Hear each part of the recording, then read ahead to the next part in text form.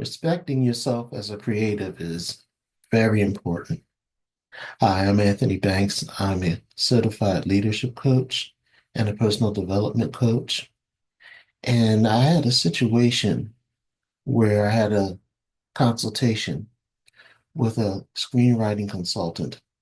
It was very expensive. I paid my entire tax refund check for this, so it was several $100s.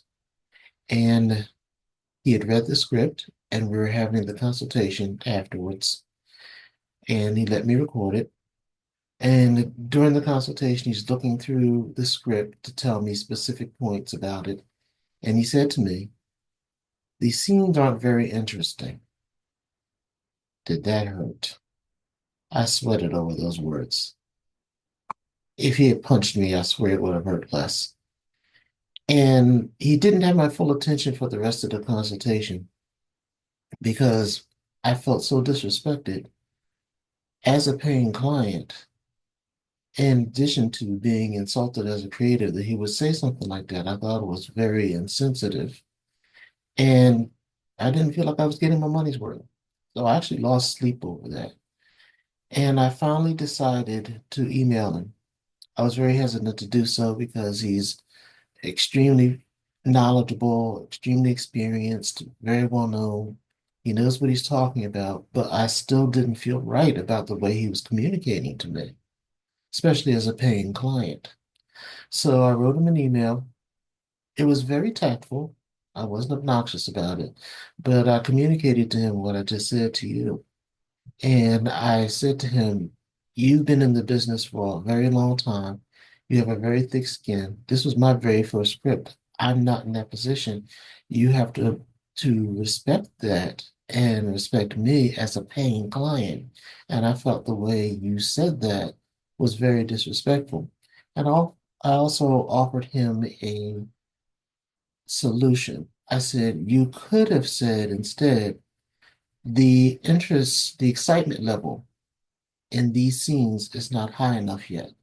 That communicates the exact same thing, but in a constructive way. That's the difference between constructive criticism and destructive criticism. Somebody who's a consultant or a expert or a teacher, instructor should not make you feel like creating less. They should feel like making you create more and inspire you to create more and to get better. That's the difference between being destructive and constructive. So I sent him the email, and when we set up our next meeting for my next consultation, after I did rewrites on the script, he did exactly as I suggested. He said sincerely, this scene, the excitement level is not high enough yet. And I felt a lot better about that. We have a tendency sometimes when we're in the presence of somebody who's an expert or they're in an authority position like a supervisor or an art teacher or somebody who we consider an expert and we have great respect for, to not stand up for ourselves and to think that we don't have the right to stand up for ourselves as creatives and artists. And we do. You definitely have that right, always. Have you ever been in a situation where you were in the presence of somebody like a supervisor or an art teacher or somebody very knowledgeable, especially somebody who asserts how knowledgeable they are, but you didn't feel that you could stand up for yourself?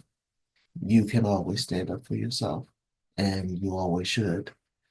You can communicate in a respectful way, but they should also respect you, especially if you're a paying student or a paying client or you're a good worker. The respect should be mutual. I'd like to see you empower yourself as an artist and stand up for yourself. Now, I know it's not always easy to do that. Sometimes the criticism comes from left field, or sometimes you're just so distracted by things in life, you're not even thinking about feeding your creativity as much as you would like to. There's time, there's money, there's job situations, people at job situations. And you're so distracted you can't really focus or give the attention to your creativity the way you would like. So if you have this going on, I would invite you to Download my free guide on how to have less problems and more freedom so you can put more attention on your creativity and empower yourself. Go to my webpage, nextbestseason.com. I'll put the link below and download my free resource guide on how to do this because I want to see this be your next best season. Talk to you next time. Bye.